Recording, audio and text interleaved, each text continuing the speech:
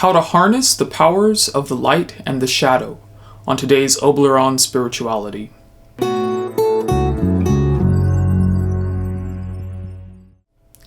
Greetings everyone, I am Oberon, Lord of the Underworld and consort to the most lovely Hecate. Thank you for joining me on today's episode where we are going to learn how to harness the powers of light in the Sword of Radiance and how to harness the powers of shadow in the Shield of the Void. Now, many of us probably have a lot of preconceived notions about the powers of light and shadow. In many classes, we learn how to use the powers of light as primarily a healing power. And many of us also probably have preconceived notions about how shadow is used. In this particular episode, we are going to learn how the radiance of light can be fashioned into the weapon of a sword, and how many of us actually use the power of radiance as an offensive weapon without even knowing it. Also, we're going to learn how to use the powers of the shadow to form a defensive shield, which is probably something completely different than what we may have established in our preconceived notions of what the shadow is. Now, when we combined radiance with the powers of light, we create an energy which allows us to project our energies onto others. And many times we do this without even realizing it. In fact, it comes out in our words. Every time we speak, we are wielding a radiant power. We are wielding something which can be used to heal or to harm. And when it comes to the Sword of Radiance, this is when we fashion our words to harm. And again, I'm not teaching this to say, hey, go use the Sword of Radiance on everyone. I am teaching to expose light, or to basically teach understanding to how we can use these powers in harmful ways without even realizing it. So, when they say that words can wound, it's absolutely true. When we use words in an offensive manner, we have the ability to pierce a person's heart. We have the ability to cut them open. We have the ability to eviscerate. We have the ability to do all kinds of harmful things with our words. And all of us have been affected by words being used in this manner.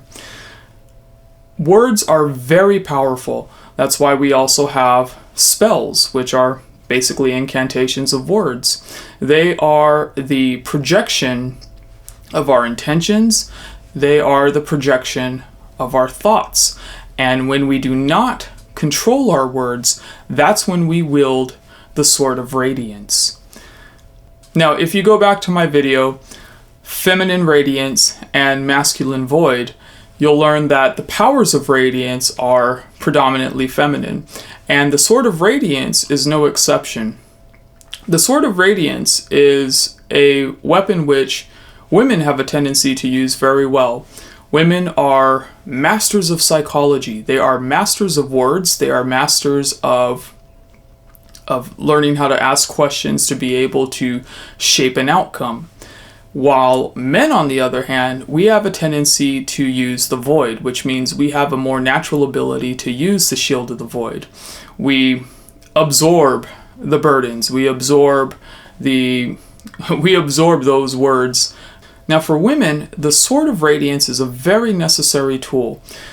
As men, we have the ability to overpower the women in our lives. And they say that the most dangerous man a woman will ever meet is her own husband or her own boyfriend, significant other, and whatnot. And so, as a defensive measure, women have learned how to essentially shape the outcome of their interactions with men through their words.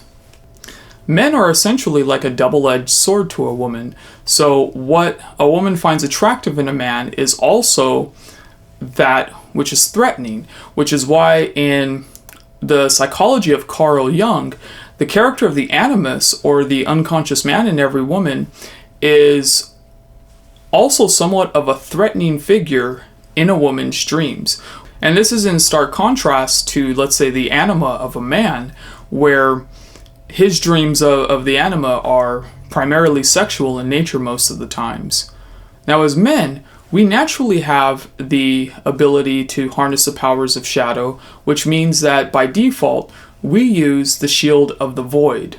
We essentially absorb the attacks of words. We absorb the attacks of the sword of radiance.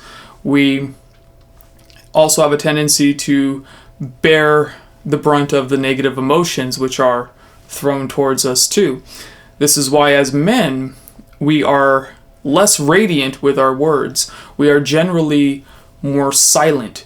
We are generally more introspective when it comes to these types of things. This is why the archetype of the male protector is so strong, because essentially we are that shield.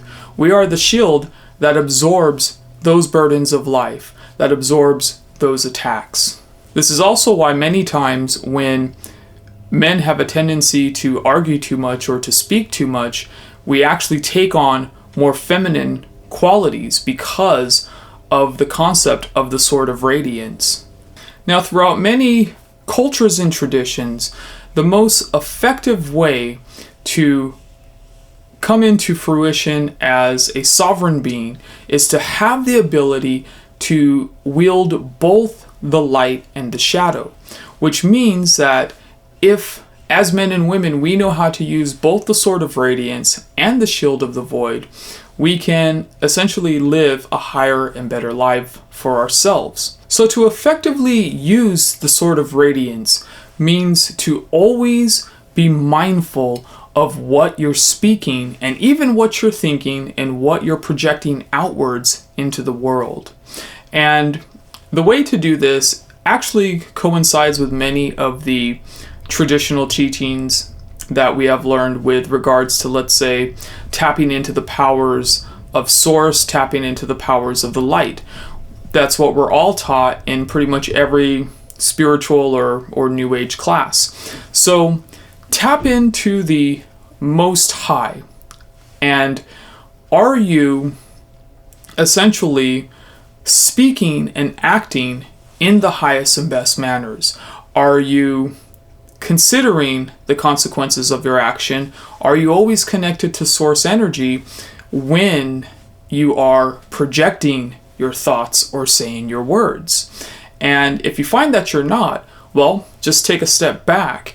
And so always connect with source before acting upon maybe the impulse to say things or to do things that may cause later regret. When it comes to using the shield of the void, this is where it gets a little bit different.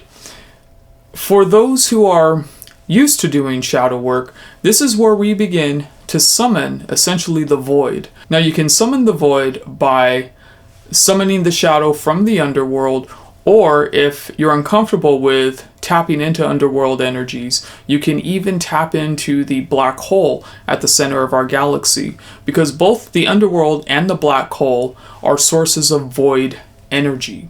And when you summon the void, it's very important to not summon it within the body, because there can actually be physical ramifications to that.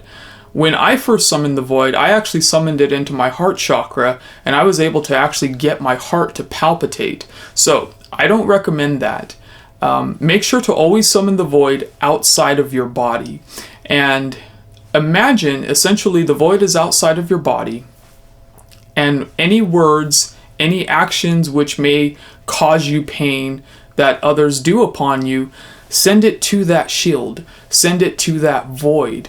And essentially all of those offensive attacks and all of the emotions associated with those offensive attacks, if you're doing it right, will basically be sent either to the underworld or to the black hole void.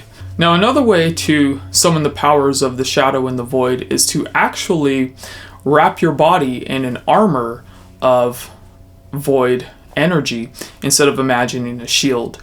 And that's another effective way to essentially absorb all the negativity coming your way. Again, it gets sent straight to the void. It doesn't affect you.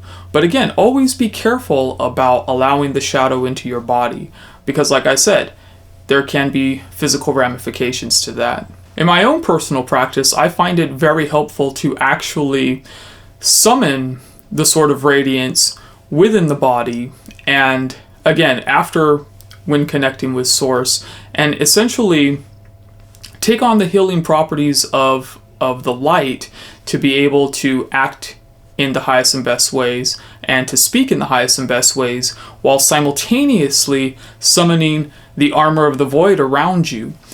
This is also why the color black is been associated with protection, because essentially we are creating a physical representation of what the armor of the void is. If you notice, I also, even in what I wear between the black and the white, it's meant to symbolize the radiance within and the armor of the void without. Well, I hope that helps. If you resonate with today's message, make sure to like and subscribe, or perhaps even leave a comment letting us all know how you have resonated with today's message, or perhaps ask your questions as well. I also plan to make more videos regarding the Sword of Radiance and the Shield of the Void. Again, I thank you all for your support, and love and light, and wisdom and shadow. And now we shall close with the chant of Obleron. Amde sote, amde Obleron, amde sote, amde Obleron.